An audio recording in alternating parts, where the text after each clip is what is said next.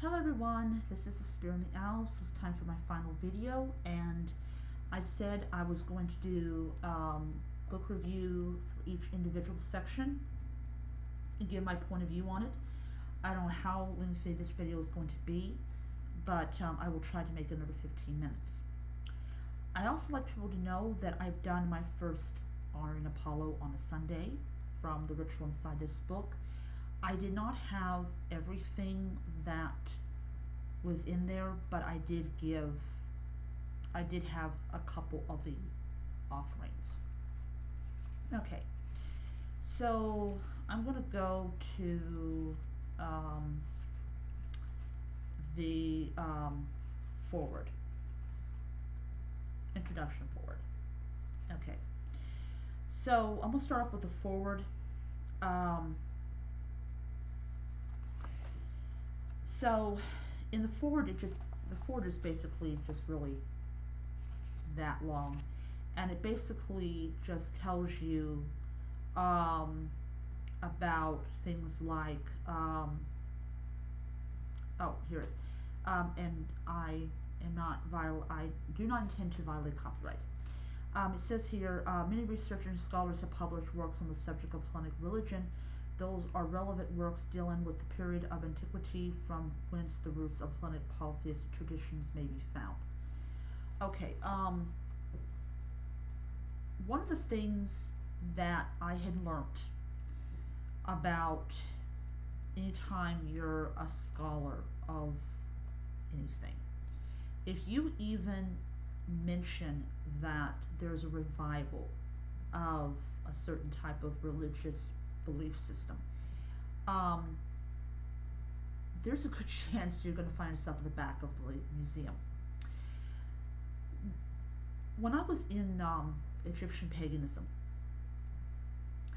a woman named Sharon Laborde talked about this, about the fact is that scholars do not like having to admit that there's a revival of these traditions. That's why in other Reconstructionist books you will hear about it, because there's not this overhanging cloud of, oh, if you mention that, that's wrong, you know, that type of thing. So, so how scholars handle this is they say, well, the practice died out. I really liked the foreword of this book. It really explained to it in a very concrete and consistent way of why this book was written first in Greek and why it was why it was first written. The next one is the sources. It says, unlike other religions, there's no sacred books from antiquity ascribed to Hellenic religion that, in the unlikely event of their survival until today, could have provided us with much needed information.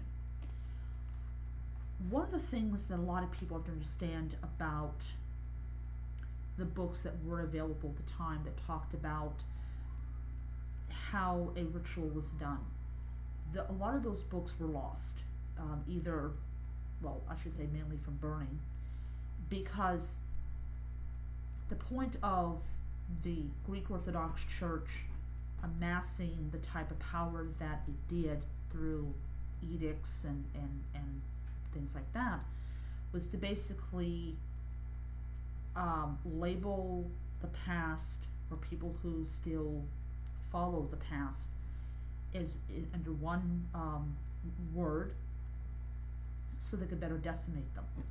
And it is what we call ethnic genocide. So one of the ways that you do ethnic genocide and cultural genocide is to basically destroy any type of works on how a particular ritual was done, or things like that. Now, a lot of books that have survived were like how they dressed, what type of foods they ate, what places they visited. Those types of things were considered okay because it just dealt with clothing and food and travel and things like that. And that's how come we know a lot about how the Greeks traded and things like that, because those were okay.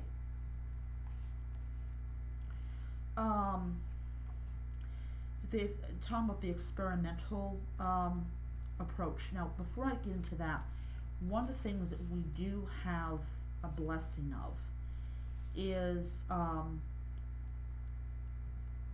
the altars, the statuary. Prime example, in Israel they found 3 intact, is it 3 or 5? But I know it's more than 2, intact statues of the goddess Venus. And because they're intact, we know exactly what she looked like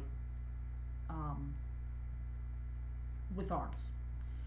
So what it was believed to be is that the people who worshipped Aphrodite probably stuck them in the cave and buried, basically caused a cave in or filled a hole with dirt so that the items inside would be protected from what we call religious zealots.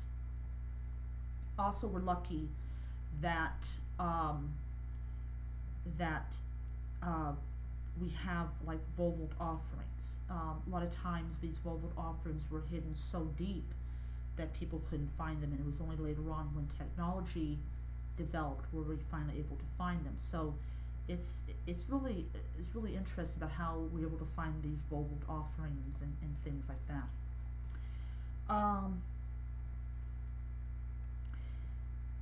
It says here, naturally, because we are referring to a living tradition, the goal of this publication is to facilitate the experience of a sustained relationship between gods and humans. I really like this section right here. It's not really that long. I do agree that historical sources do provide us a tool, just like it provides archaeologists with the tools they need. Anyone who reads these texts, they will develop the tools they need. No matter if you're a no matter if you're a regular type person or you're an archaeologist, you always look at what others have discovered in order to find it. Our era. Let me see here. This. Okay, so this era was based. It's pretty long. It's like starts here and it goes all the way down. Very well written. I really liked it. They talk about virtue and well-being, which is good. It's good to have virtues.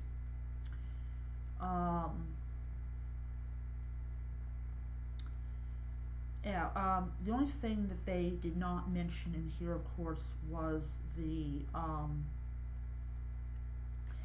Greek Orthodox Church, which I'm guessing they didn't feel the need to talk about that, because most people that even care about what theocracies are doing would understand that that one of the things theocracy is trying to do in Greece is to silence the progression that Hellenists have enjoyed, and they, that to me, in my own personal opinion, that's one of the great crimes that they're committing in modern world.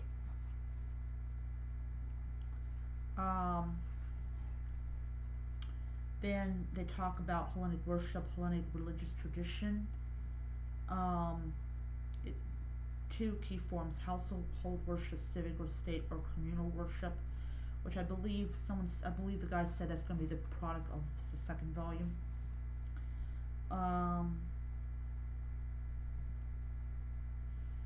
The household rites are not only the original form from which all the other forms of the religion have sprung, but even today identify the followers of the ancestral religion.